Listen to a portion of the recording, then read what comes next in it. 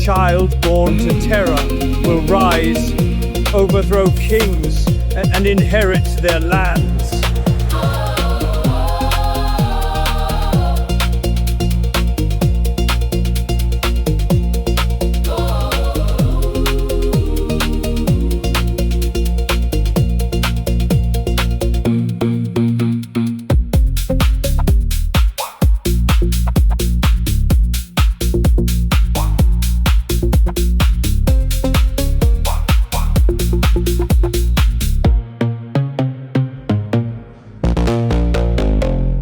And it was in the night that Abram was born, that all the servants of Terah, and all the wise men of Nimrod, and his conjurers came and ate and drank in the house of Terah, and they rejoiced with him on that night.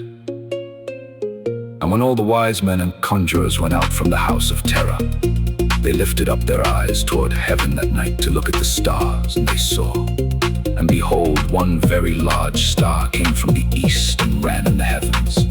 And he swallowed up the 4 stars from the 4 sides of the heavens.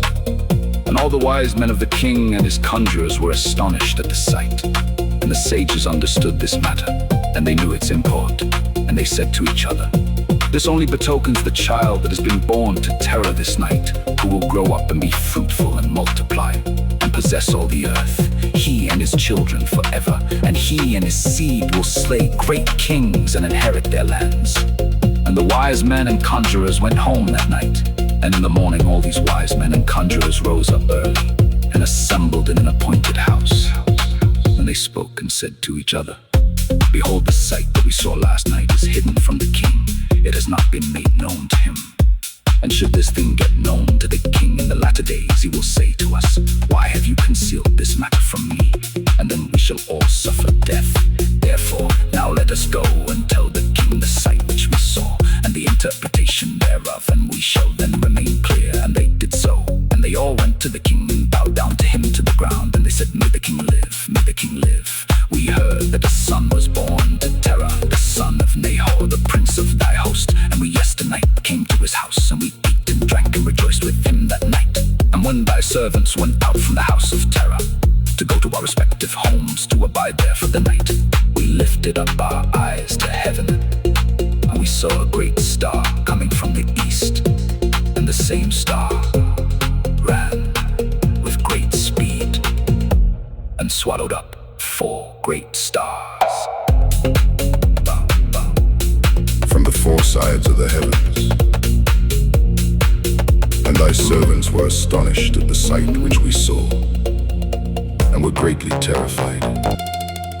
And we made our judgment upon the sight, and knew by our wisdom the proper interpretation thereof, that this thing applies to the child that is born to Terah, who will grow up and multiply greatly, and become powerful, and kill all the kings of the earth, and inherit all their lands, he and his seed forever. And now, our Lord and King, behold, we have truly acquainted thee with what we have seen concerning this child. If it seemeth good to the king to give his father value for this child, we will slay him before he shall grow up and increase in the land, and his evil increase against us, that we and our children perish through his evil. And the king heard their words, and they seemed good in his sight. And he sent and called for Terah, and Terah came before the king. And the king said to Terah, "I have been told that a son was yesternight born to thee, and after this manner was observed in the heavens at his birth. And now therefore give me the child, that we may slay him before his evil springs up against us. And I will give thee for his value thy house full of silver and gold."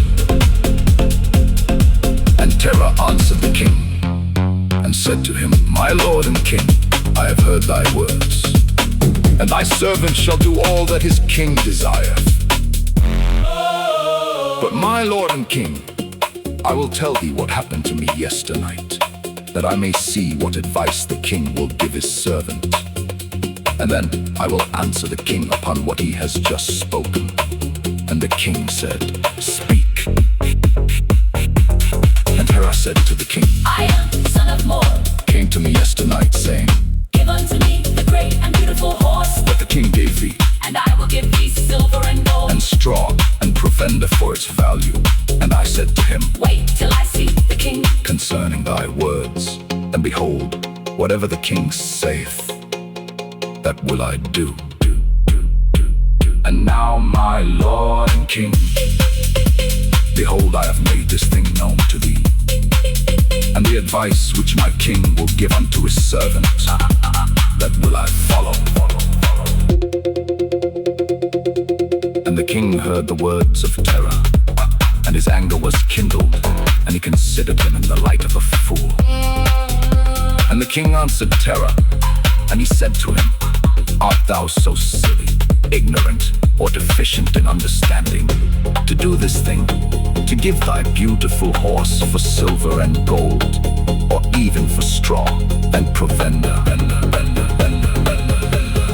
Art thou so short of silver and gold, That thou shouldst do this thing, because thou canst not obtain straw and provender to feed thy horse, and what is silver and gold to thee, or straw and provender? that thou shouldst give away that fine horse which I gave thee, like which there is none to be had on the whole earth? And the king left off speaking, And Terah answered the king, saying, Like unto this has the king spoken to his servant. I beseech thee, My lord and king, what is this which thou didst say unto me? saying, Give thy son, that we may slay him. And I will give thee silver and gold for his value, What shall I do with silver and gold? after the death of my son, who shall inherit me. Surely then at my death, the silver and gold will return to my king who gave it.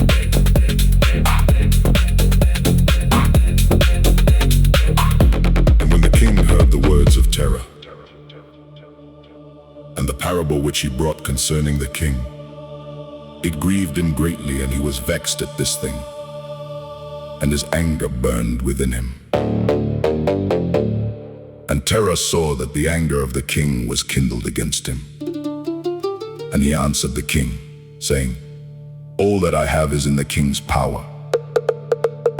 Whatever the king desireth to do to his servant, that let him do, yea, even my son.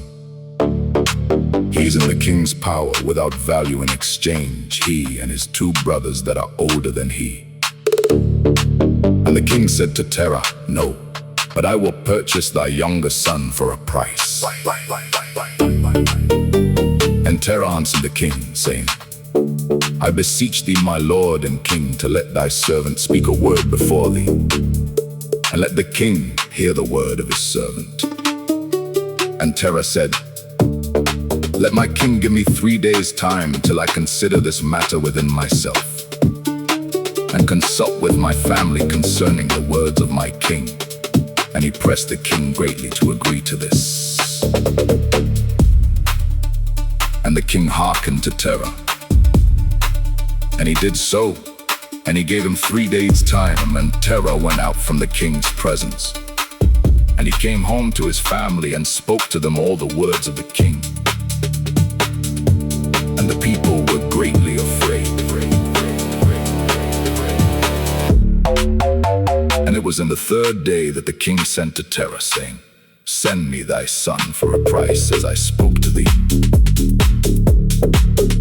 And shouldst thou not do this, I will send and slay all thou hast in thy house, so that thou shalt not even have a dog remaining. And Terah hastened, As the thing was urgent from the king, and he took a child from one of his servants, which his handmaid had borne to him that day, and Terah brought the child to the king, and received value for him. And the Lord was with Terah in this matter, that Nimrod might not cause Abram's death. And the king took the child from Terah, and with all his might dashed his head to the ground, for he thought it had been Abram. And this was concealed from him from that day. And it it was forgotten by the king, as it was the will of Providence not to suffer Abram's death.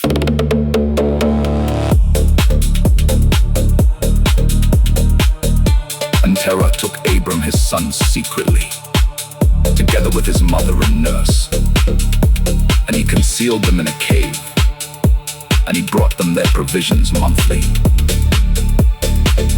And the Lord was with Abram in the cave, and he grew up. And Abram was in the cave 10 years. And the king and his princes, soothsayers and sages, thought that the king had killed Abram.